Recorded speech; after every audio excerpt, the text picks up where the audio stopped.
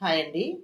ఈరోజు నేను మటను చింత చిగురు చాలా టేస్ట్గా ఉంటుందండి.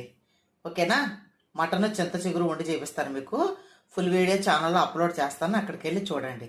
ఎందుకంటే చింత చిగురు చికెను వండుకోవచ్చు, చింత చిగురు పచ్చడిలు వండుకోవచ్చు, చింత చిగురు చేపలు వండుకోవచ్చు, అలాగే చింత చిగురు మటను.